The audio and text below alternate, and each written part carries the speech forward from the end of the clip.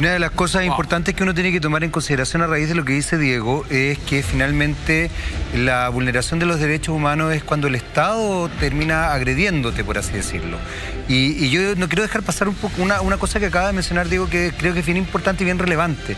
Y es que tenemos un contingente policial, yo también me sumo a las palabras de no meter a todos en el mismo saco, pero sí un porcentaje importante que tiene prácticas similares a las que se desarrollaron en dictadura. Y eso remite a cosas muy traumáticas que probablemente muchos jóvenes no conocían porque nacieron afortunadamente en democracia. Pero los que vivimos dictadura, los que nacimos, los que estábamos para el golpe de Estado, etcétera, etcétera, etcétera, efectivamente se genera una vulnerabilidad emocional muy fuerte que probablemente a muchas personas les pasó. Bueno, el Instituto Nacional de Derechos Humanos la verdad es que ha hecho una labor sorprendente, muy positiva, muy similar a la que está planteando Diego en este minuto, de tratar de constatar y hacerse cargo de las denuncias. Yo aquí también quiero rescatar algo que mencionaba Juan Andrés hace un rato. Los medios de comunicación y las redes sociales han hecho una labor adicional que evidentemente en el 73 y en los 80 no existía, y que era de alguna forma constatar y registrar situaciones. Hemos sido testigos de cosas sorprendentes como cuando Carabineros entra a una casa particular para sacar a un menor de edad, que justamente esto ocurrió ayer, hoy día, y justamente el Instituto Nacional de Derechos Humanos tuvo la posibilidad de inmediatamente tomar acción en el asunto y comprobar que eso fue real, y eso significa de alguna forma proteger a este menor de edad. El Colegio Médico ha dicho que producto de los balines de goma, etcétera, etcétera, ha aumentado la cantidad de gente con ceguera, con trastornos oculares, etcétera, etcétera, o sea, con traumatismo, perdón, oculares. La verdad es que el tema es tremendamente complejo, y desde ese punto de vista nosotros tenemos, de hecho, una gráfica del informe que hizo el Instituto Nacional de Derechos Humanos, y lo seguimos conversando aquí con Diego. Estos son las heridas en hospitales, 1132. Total de acciones judiciales, 101. Mira, por disparo de bala, 38. Por disparo de perdigones, 295. Arma de fuego no identificadas, 38. Y por balines, 24. Total acciones... A ver, personas con heridas oculares, 127. Total de acciones judiciales, 101. Lo que quiero que ustedes entiendan es cómo en definitiva... Mira, amparo... amparo 16, querellas por homicidio 5. Gracias, pero soy pita igual. Querellas por violencia sexual, que eso es una instancia que también vamos a profundizar un poquito, porque es muy brutal todo lo que se ha descubierto a raíz de esto. Son 18, querellas por otras torturas 54, otras querellas y acciones 8. 54. Personas detenidas 3.243, mujeres 552, hombres 2.220, niños, niñas y adolescentes 347. Esto es una situación bastante brutal. Pero también, y aquí yo quiero hacer recalcar algo que me parece fundamental. En algún minuto se discutió la relevancia del Instituto Nacional de Derechos Humanos, y hoy día nos damos cuenta de la importancia que tiene. De verdad es una institución, una organización fundamental, y creo que, y aquí quiero volver a retomar algo que decía Diego hace un rato, lamentablemente hay formas de actuar por parte del Estado que no se condicen con democracias plenas. Diego y Jaime, esas cifras que aparecen en pantalla, que además son brutales, ¿ya están confirmadas e investigadas y comprobadas? Están filtradas por el Instituto Nacional de Derechos Humanos. El Instituto Nacional de Derechos Humanos no son tribunales, digamos. Ellos presentaron las querellas y ahora un tribunal tiene que determinar si los hechos son efectivos y la gente son culpables, pero el Instituto Nacional de Derechos Humanos es muy responsable en la manera en que maneja la información. Si algo, esas cifras están subestimadas, digamos. Bueno, de hecho... O sea, si eso se empieza a investigar ahora, ¿podrían crecer esas cifras? O sea, esas cifras son filtradas por un organismo muy responsable y especialista. Mira, sin ir más lejos, Eva, a raíz de lo que estás preguntando justamente, y me parece que esto te puede como ampliar un poquito el espectro.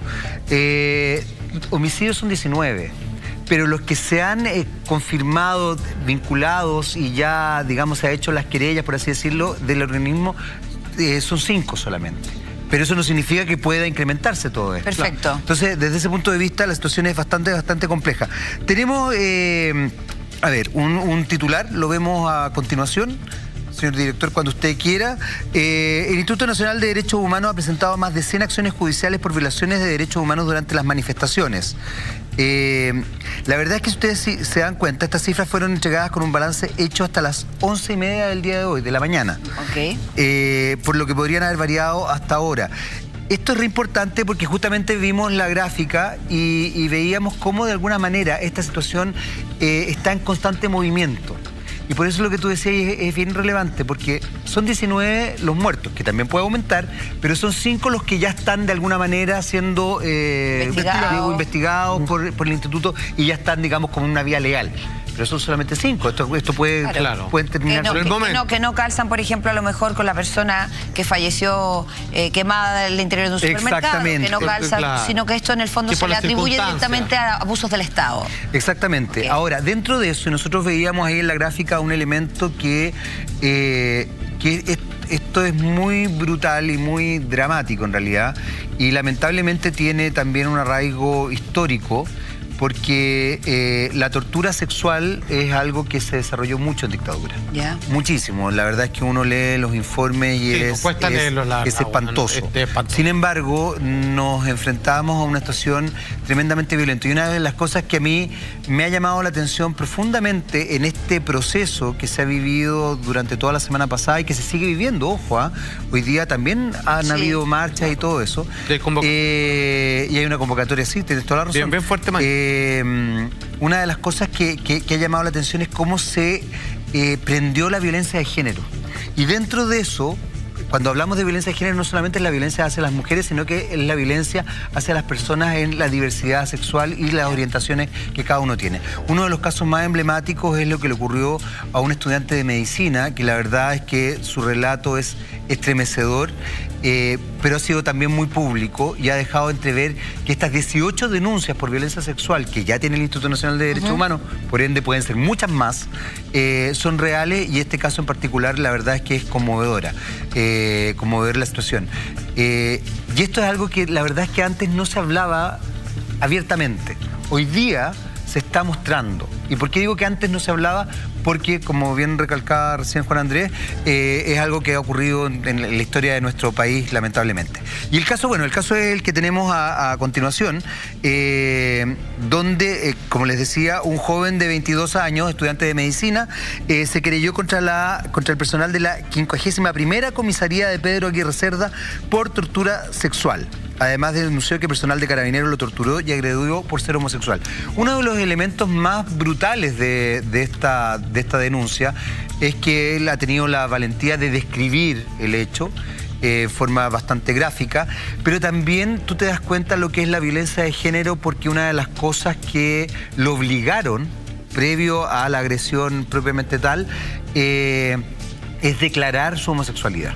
Él tenía que decir: soy maricón, y entonces ahí era como darle rienda suelta, digamos, a la situación. Yo no sé, Diego, si esto es algo que ha tocado en otras circunstancias, que se ha visto, como yo decía, lamentablemente en la historia de la dictadura. Sabemos que han habido casos de violencia sexual y de tortura sexual, pero esto ha llamado mucho la atención porque ha despertado una nueva forma que espero que nunca más se repita, digamos. Pero ¿cómo ha sido desde la perspectiva de ustedes también?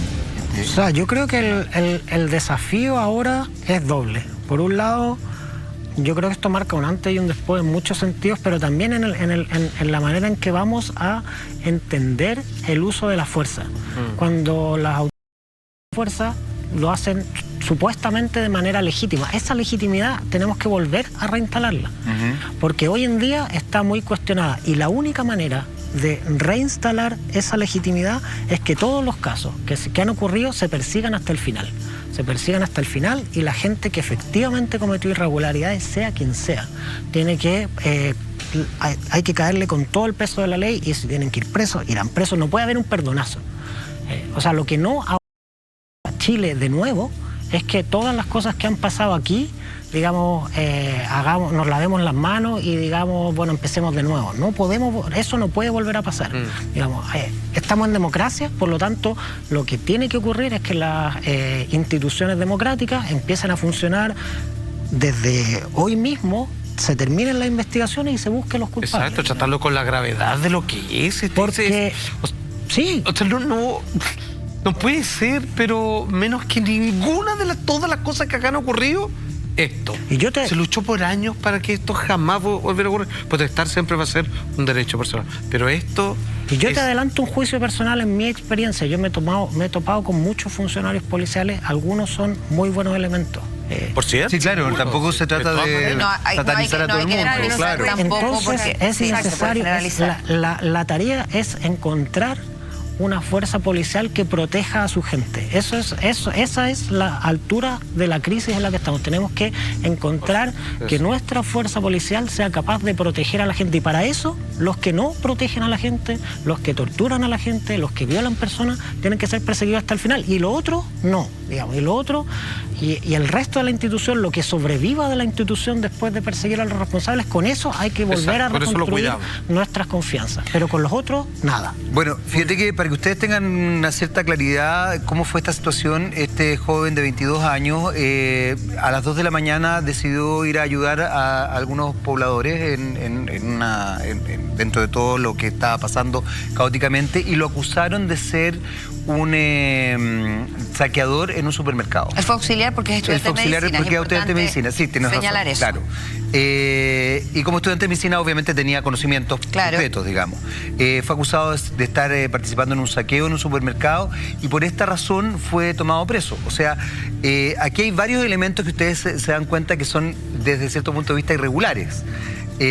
Insisto en el rol que tienen las redes sociales, porque también finalmente se han logrado denunciar este tipo de cosas y por ende seguir un conducto regular. Esta es la situación en que este joven llega a ser... ¿cómo se llama? A ser tomado preso en la 51ª comisaría de Pedro Aguirre Cerda y de esta manera relata lo que le hicieron. Miren. Yo pensé que me iban a matar porque después de eso incluso perdí el conocimiento. Me golpearon en reiteradas ocasiones en la cabeza. Esto, bueno, lo dijo él en el diario La Cuarta y además hay un video, entiendo que lo dijo en algún canal de televisión, donde él relata toda la situación.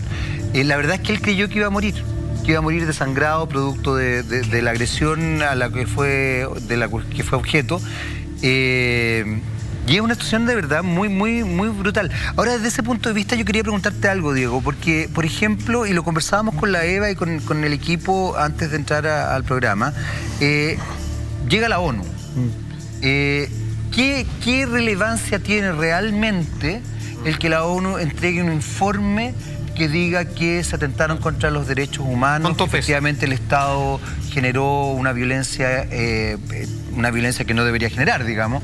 ¿Qué relevancia tiene eso? Es muy importante. Es muy importante porque yo pertenezco a un centro de pensamiento también, Espacio Público, no sé si lo conocen. Sí. Nosotros, a pocos días de que sucediera la crisis, dijimos que había dos cosas que eran muy importantes. Que hubiera acompañamiento civil en el restablecimiento del orden público, no sé, eso, digamos, no se hizo. Y eso fue uno de los defectos iniciales, digamos, que la labor policial, tanto del ejército como de las policías, no estuvo acompañado de los civiles, lo cual eso es parte de lo que las prácticas internacionales muestran que hay que hacer. No se hizo. Y lo segundo es que hay que hacer una investigación independiente de los hechos, porque es bien difícil que, digamos, un tribunal aislado sea capaz de encontrar toda la verdad porque está centrado en un caso. Claro. Digamos, o sea, querella a querella es muy difícil contar el relato completo. Claro. Entonces, es importante. Y además, por otra parte, digamos, también son instituciones dentro del propio Estado. Es muy importante que haya una investigación independiente respecto de lo que ocurrió en la última semana. Y si eso empieza, digamos, se hizo un llamado a la alta comisionada de la ONU para los Derechos Humanos y también se hizo un llamado a Human Rights Watch, esta ONG internacional. La labor de las dos va a ser muy importante en facilitar esta investigación independiente de los hechos, que a partir de eso es donde hay que empezar a reconstruir qué es lo que pasó y buscar las responsabilidades criminales de quienes